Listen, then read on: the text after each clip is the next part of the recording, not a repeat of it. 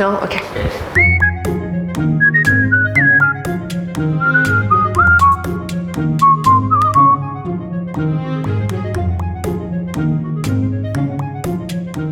Hi, this is Honey and welcome to The Discipline.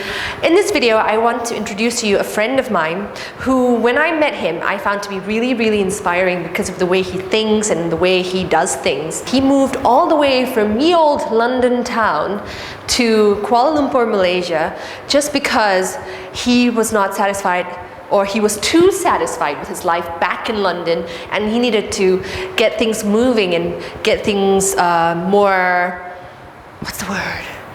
more exciting for him.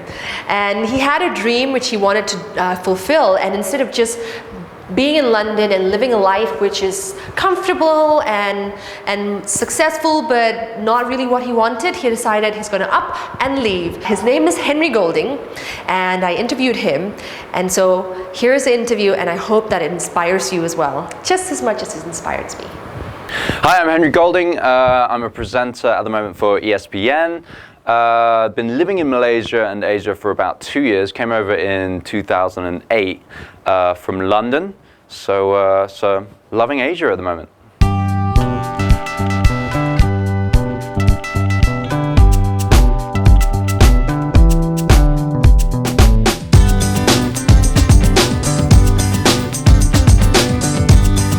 What made you decide to come to Asia? Well, it was kind of a on-the-spur sort of thing. I was actually in London. I was a hairdresser in Sloane Square, which is sort of Chelsea area, for about 5 years. So I left school when I was about 16 and followed in a career path towards hairdressing. But then kind of realized after moving up to London for about 2 years that the world's a little bit bigger than just that city itself. So I thought it was about time I sort of spread some wings and tried something new. Luckily, I found out that that format of education and learning wasn't the sort of way that my brain sort of works. You know, I'm more hands-on, and I was very lucky because a lot of people go through the college system, the university system, not knowing what they want to do. But thankfully, my parents were very supportive of my choices, and they pretty much gave me free rein. Well, actually my roots are, my mum's Iban, she's from Sarawak, and we lived on the east coast of Terengganu until I was about 8. And so I've always felt this inkling towards coming back to Malaysia and just exploring a little bit. Well, I was a little bit naive, but at the same time I was sort of open to a lot of things. And I think that's one thing that is important in life, is to be open to, you know, adventures and avenues which you need to explore to be able to learn. So I came with an open mind, a bag and a one-way ticket. I think I've always had a pretty good mindset, and I think that's one of the reasons why I succeed, is that I don't let myself down too much. You know, I understand that we are all human. We do make mistakes, but if you're too hard on yourself in the way that you do make mistakes, you're never going to learn from them.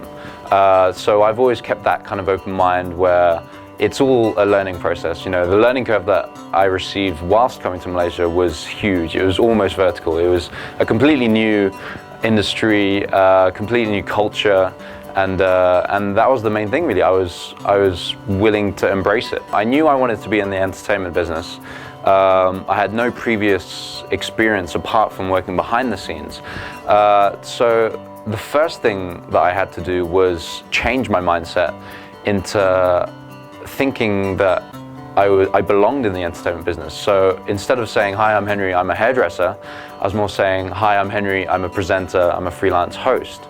And that was the biggest thing, because once you start changing your mindset, things start coming to you, and the people that you start talking to realize this and say, oh look, actually I know a producer who might be able to help you out. And so it's all kind of, it's going for something with your heart as well as your brain. So you need to really change the way you think. One of the most important things, I think, is to be flexible. I don't know, more of a social chameleon. You need to be able to get along with people. I mean, there's all sorts of walks of life in this world, and so I've always thought that I'm quite a neutral person. You know, there are sort of negative people, positive people, but I tend to keep on the neutral level in a sense that I can communicate with all sorts of characters, and I bring out the best in someone. I mean, when you're presenting somebody, the worst thing you can do is frown upon somebody or look down on someone, and that really kind of shies them away from coming out of their shell. So what you need to do is be able to connect with a person on their level, and so you need to be able to recognize that level and adjust yourself to be able to communicate in a sense that they will be able to open up to you.